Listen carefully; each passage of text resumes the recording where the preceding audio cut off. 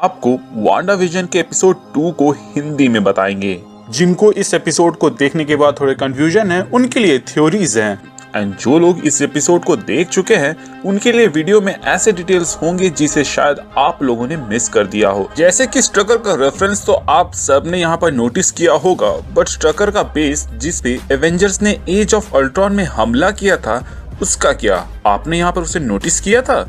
अगर हाँ तो वेल एंड गुड, और ना तो चलिए अब वीडियो को शुरू करते हैं। सो इस एपिसोड की शुरुआत होती है पिछले एपिसोड के रिकैप के साथ, जहां वो दोनों हमें बेडरूम में दिखाए जाते हैं, जहां हस्बैंड वाइफ वाली गुफ्तगू दिखाई जाती है, जहां वांडा अपने मैजिक से लाइट ऑन ऑफ कर रही होती है और उसके बाद से दोनों बेड को साथ में कर लेती है। इसके बाद हमें इंट्रो दिखाया जाता है इस शो के लिए, जिसमें हमें कई सारे ईस्टर एग देखने को मिलते हैं जो कि मैं आपको आने वाले वीडियोस में बताऊंगा। फिर हमें दिखाया जाता है कि विजन एंड वांडा एक मैजिक शो के लिए प्रिपरेशन कर रहे होते हैं। वो कहते हैं कि ये लास्ट एक्ट होगा, जो कि ये दर्शाता है कि इससे भी पहले बहुत सारे एक्ट उन लोगों ने प्लान करके रखा है। जिसके बाद से वांडा उसका प्रॉप वहां पर लेकर आती है। यहाँ हमें पता चलता है कि इन दोनों का नाम क्या है। उन लोगों ने अपना नाम इस एक्ट के लिए इल्यूजन एंड ग्लैमर रखा है, जो कि कॉमिक कैरेक्टर का रेफरेंस हो सकता है, बट ये भी हो सकता है कि विजन को इल्यूजन बुलाना काइंड ऑफ इशारा हो कि ये एक भ्रम है।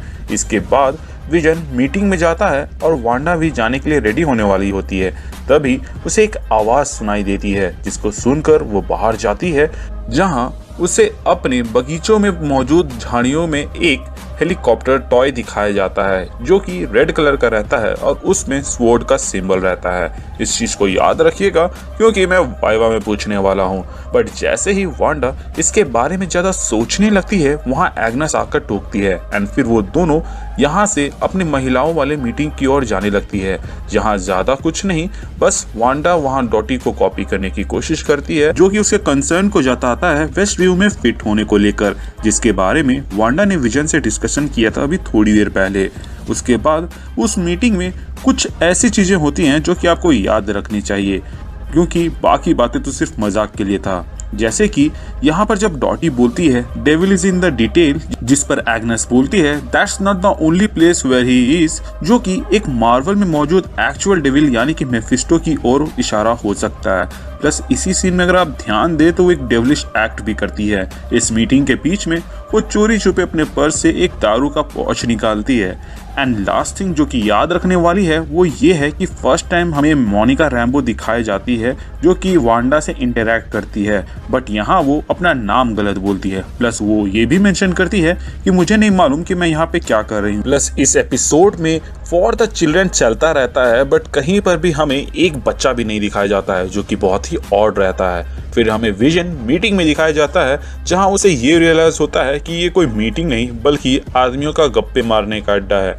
इसी बीच विजन च्युइंगम लेता है, बट जैसे ही वो उसके मुंह में रहता है, पीछे से एक आदमी उसको थपथपा देता है, जिसके वजह से वो च्युइंगम उसके पेट में चला जाता है। जिसके बाद हमें वांडा डॉटी के लिए थोड़ा काम करते हुए दिखाई जाती है एज अ हेल्प, बट डॉटी बोलती है कि मुझे तुम पर विश्वास नहीं। एंड तभी पीछे रेडियो से आवाज आती है कि Wanda who is doing this to you, मतलब कि तुम्हारे साथ ये कौन कर रहा है। एंड तभी डॉटी अपने हाथ में मौजूद ग्लास को तोड़ देती है, जिससे वांडा का ध्यान वहां से भटक जाता है, और फिर वांडा फिर डॉटी के लिए कपड़ा लाती है, जिससे वो खून को पुछती है और एक लेम सा जोक मारते हुए वहां से चला जाती है, क्योंकि ये थोड़ा ऑड था, क्योंकि हाथ जिस तरह कटा था उसके बाद से इतना काम रहना बहुत ही मुश्किल है किसी के लिए भी, खास तौर पे लड़की के लिए तो बिल्कुल भी नहीं। वो लोग तो एक कॉकरोच देख के फ्लैश की स्पीड से भाग जाती है, तो ये तो और भी ज्यादा ऑड लगेगा। इससे भी ज्यादा ऑड उसके हाथों में रेड कलर खून निकलना था, क्योंकि ये शो ब्लैक एंड व्हाइट में चल रहा है,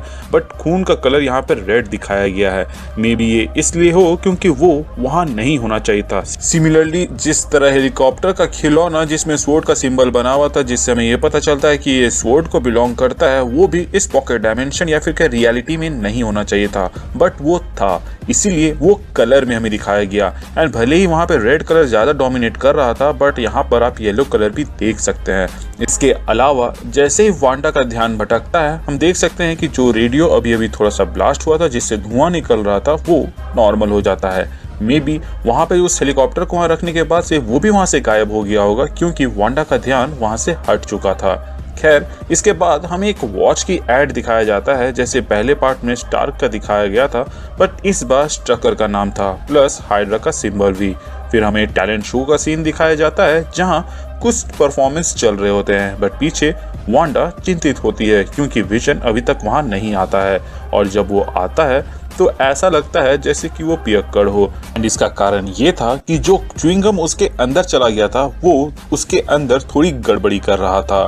फिर इन दोनों की बारी आती है एंड ये लोग जो एक्ट सोचे थे उसको परफॉर्म करते हैं, बट विजन होश में ना होने के कारण से अपने पावर्स को सबके सामने दिखाने लगता है, जिसे वांडा अपने मैजिक से कवर अप करने की कोशिश करती है। जैसे इस सीन में जहां विजन हवा में उड़ने लगता है वहां पे वांडा मैजिक से रोप ऐड कर देती है।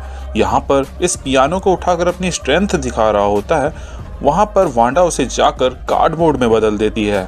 एंड जब अंतिम एक्ट जिसको हमने शुरू में देखा था, जिसे वांडा और विजन प्रैक्टिस कर रहे होते हैं, वहां पे वांडा के अंदर जाने से पहले विजन दरवाजा बंद कर देता है, जिसके बाद से सबको लगता है कि वहां से वो किसी को निकालेगा और वो लोग चैंट करने लग जाते हैं। तभी वांडा बैकस्टेज से मोनिका रैम्बो को उस बॉक्स के अंदर टेलीपोर्ट कर देती है और उसके बाद से दरवाजा खोलती है तो हमें अंदर मोनिका रैम्बो दिखाई जाती है। फिर तालियों की बौछार होती है, बट वांडा को लगता है कि उन लोगों ने सब गलत किया क्योंकि उन लोगों ने जिस हिसाब से प्रैक्टिस किया था उसे यहाँ पे परफॉर्म नहीं किया। बैकस्टेज आते ही वो सबसे पहले विजन को स्कैन करती है और उसके अंदर से च्युइंगम को निकाल देती है। फिर वो वहां से भागने लगती है क्योंकि उन्हें लगता है कि अब सब लोग उनका मजाक उड़ाएंगे या फिर उसकी निंदा करेंगे, बट डॉटी उन्हें रोकती है और कहती है कि तुम्हें best comedy performance of the year दिया जाता है। उसके बाद हमें वो लोग घर में बातें करते हुए दिखाई देते हैं जहां पर वो लोग बात कर रहे होते हैं कि ये सब फॉर द चिल्ड्रन है।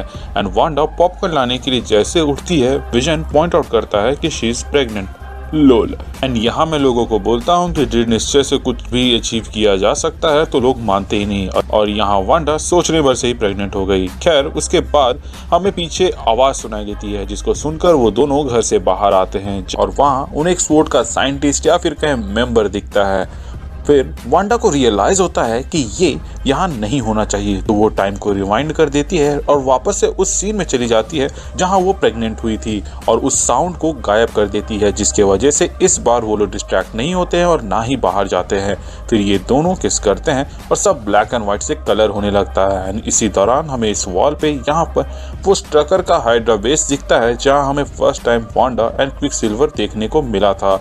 एंड इसी के साथ शो खत्म हो जाता है।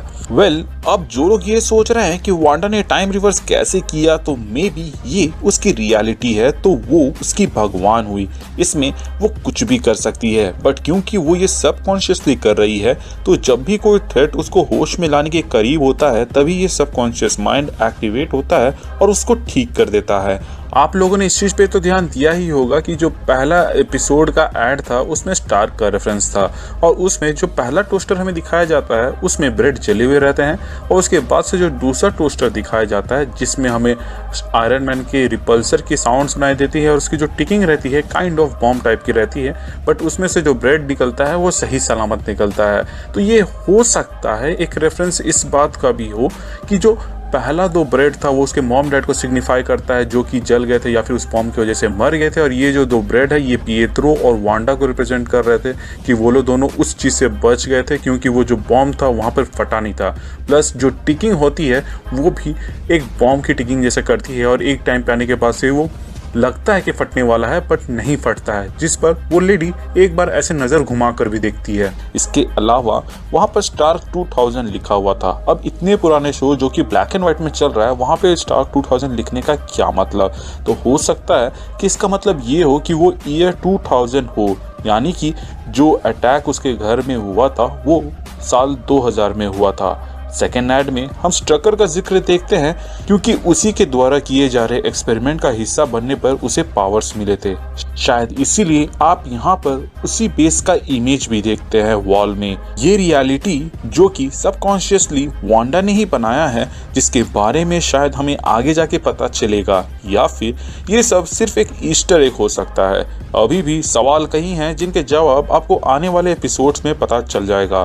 सो don't forget to check them out and कहीं गलती से आपसे मिस ना हो जाए, इसलिए आप इस चैनल को सब्सक्राइब कर दें ताकि जैसे ही वो वीडियो आए मैं उसका एक एक्सप्लेनेशन वीडियो इस चैनल में डाल दूं और आपको उसका नोटिफिकेशन जाए। वैसे इसके अलावा भी हम और भी कई सारे वीडियोस के ऊपर काम करते हैं जिसे आप चेकआउट कर सकते हैं अपने फेवरेट कैरेक्टर्स के अनुसार। अपने फेवरेट सुपर हीरो से जुड़े फैक्ट्स, डिटेल्स या फिर ईस्टर एग या फिर कहें सुपर हीरो मोटिवेशन या फिर वो कितने पावरफुल है ये जानने के लिए आप हमारे कई सारे लिस्ट को चेकआउट कर सकते हैं। बाकी अगर आप हमारे चैनल पे नए हैं और आपको ये कंटेंट अच्छा लगा हो तो लाइक कर दें, अगर खराब लगा हो तो एक दो कंटेंट और चेकआउट करें और फिर आप डिसाइड करें कि वो आपको अच्छा लगा या नहीं। उसके बाद से अगर अच्छा लगेगा तो आप खुद ही सब्सक्राइब कर दीजिएगा और नहीं लगेगा तो मेरे भूलने पर भी नहीं कीजिएगा। बाकी जिन लोगों ने सब्सक्राइब कर रखा है प्लीज़ चेक कि आपने बेल आइकन दबाया है या नहीं, ताकि जब भी मैं कोई वीडियो डालूं उसका नोटिफिकेशन आपको जाए। आगे का तो आपको मालूम ही है कि हमारे चैनल का मोटो है लोगों की मदद करें, अपना ख्याल रखें एंड कीप मूविंग फॉरवर्ड का रट लगाकर आगे बढ़ते रहें। Thank you for watching this video, stay tuned.